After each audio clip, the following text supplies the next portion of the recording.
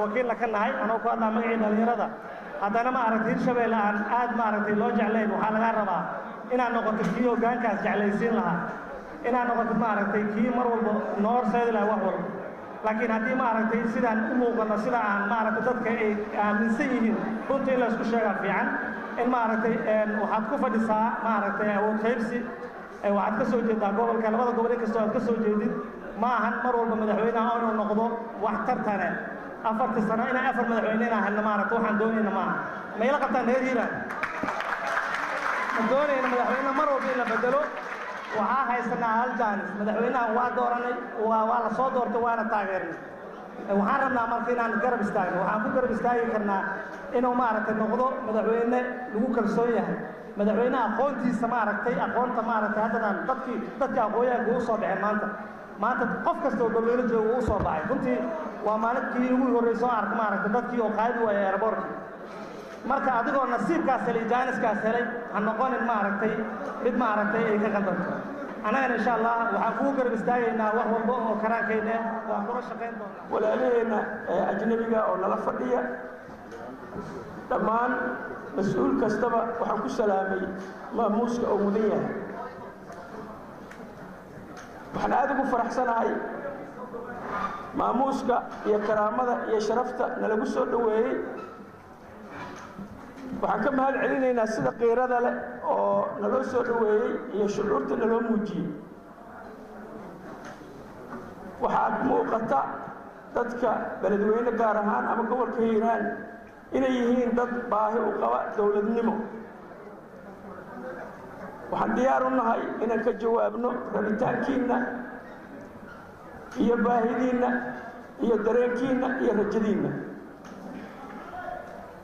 waxaan maanta halkaan iskugu yimid dad fara badan oo ay ku jiraan haddaan xoogaa kaftan ku daro dad badan oo maamulka Hirshabeelle diidan dadkaas waxaan leeyahay xaqaad u leedihiin inaad noloshiina iyo aayihiina iyo mustaqbalka ilmihiina ka walwashaan oo aad su'aal weydiisaan mas'uuliyiintiina oo aad dhahdaan war jidkaan nala ku wadaa ma jid fiican ama se waa jid fiican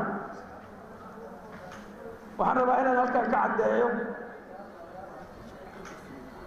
dareenkiina iyo shucuurta aad muujiseen oo soo dhaweyna oo xataa dadkii mucaaradka ahaa ay soo jabeen ayagoo muxuu ay ku soo biiray rabitaanka dadka macnaheedu ma aha in laga jawaabay su'aalii taagnaa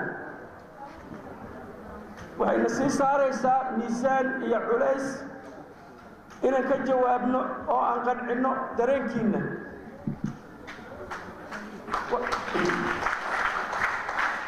waxaan idinka codsanayaa inaadan nagu qiimaynina propaganda iyo dacaayadda iyo website-yada iyo raadiyaasha inaadan nagu qiimayn oo aad nagu qiimaysaan wixii noloshiina iska bedela inaad nagu qiimaysaan wixii iska bedela nolosha carruurtiina inaad nagu qiimaysaan wixii iska bedela amniga gobolka inaad nagu qiimaysaan wixii iska bedela dhaqaalaha iyo ganacsiga inaad nagu qiimaysaan wixii iska bedela walaalaynta iyo dib u heshiisiinta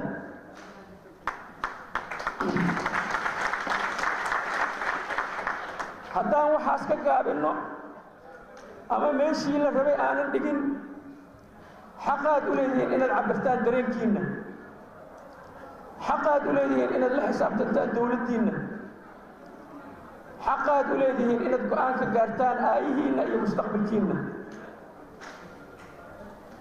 waxaa laga dhawaajiyey in 3 sano maamulkaan u harsan tahay.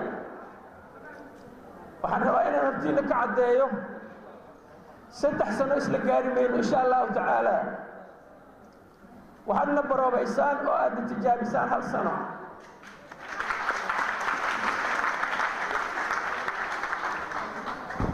haddii noloshiina ay wax iska bedeli waayaan ama jidka laydinku wado aad ka shakisaan ama mustaqbalka carruurtiina aad u cabsataan, waxaad xaq u leedihiin inaad dhahdaan baabuurkaan joojiye waa ka degaynaa, inaad dhahdaan aad xaq u leedihiin.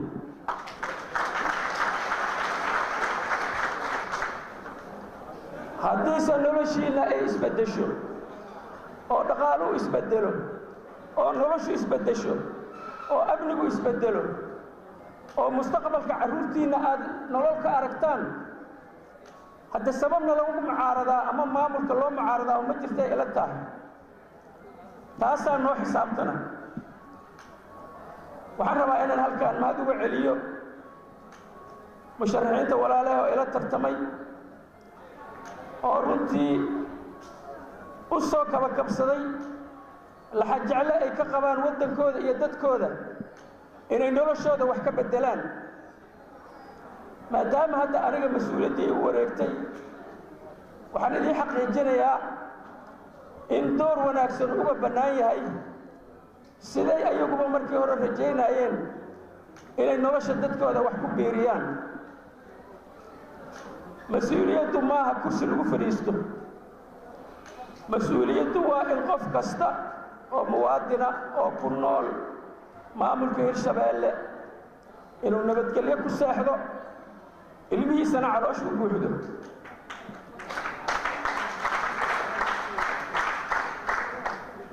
waxaad qiraysiin dhibaatooyinkana hor yaal inaan 1 maalin iyo 2 maalin aan lagu xallin karin.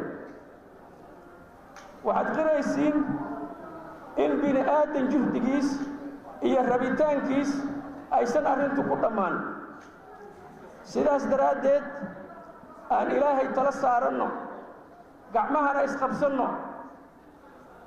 29 sano markii colaaduhu soo bilowdeen ilaa iyo maanta, deegaankaa noloshiisu hoos ayay u sii socotay. markhaatiyaad iiga tihiin sida geeduhu qaarna ay biyaha ugu nool yihiin, qaarna ay kulaylka iyo dhagaxa uga baxaan, ayaa shicibkuna kala yahay dad dawlad ku noola iyo dad dawladda xoogaa ka yar maarma. dadka maamulka Hirshabeelle waa dad dawlad ku noola, waa dad nabad ku noola, waa dad ganacsi ku noola, waa dad walaalnimo ku noola. sidaas daraaddeed aan ka wada shaqayno inaan dawladnimada toosinno, oon sharciga toosinno, oon la xisaabtanka toosinno. waxaan rabaa inaan mahad celiyo kale. dawladda ka hor waxaa waddankaan dhaqi jiray welina dhaqa duubab, nabadoonno iyo cuqaal, ayadoo cid lacag ku siisa aysan jirin, la soo jeeda dhibaatooyinka dadkooda.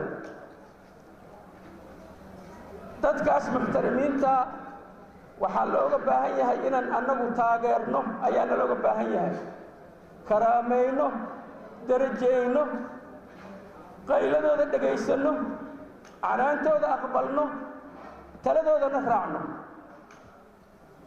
waxaa kaloo mahad celinayaa walaalaheen amisom oo runtii noo soo gurmaday, xabaddana iskaga keen dhigay. qofka bini aadankaa naftiisa wuxuu ugu jecel yahay nolosha naftiisa ugu jecel yahay. qofkii naftiisa biimeeyey oo ku yidhi xabadda ayaan iskaga kaaga dhiga, qiimaha ay leedahay waa dareemi kartiin. walaalahan Jabuuti iyo walaalahan Etoobiya oo sektarkan jooga, waxaan u ballan qaadaynaa inaan idinla shaqayn doonno, dadkeenna idinka xigsan doonno, danaheenna annagu ka tashan doonno, dawlad dhisan doonno, ciidan samaysan doonno, adinkoo nabada iyo annagoo nabada reyn iyo baraare iyo carabta aan idinku sagooti doonno.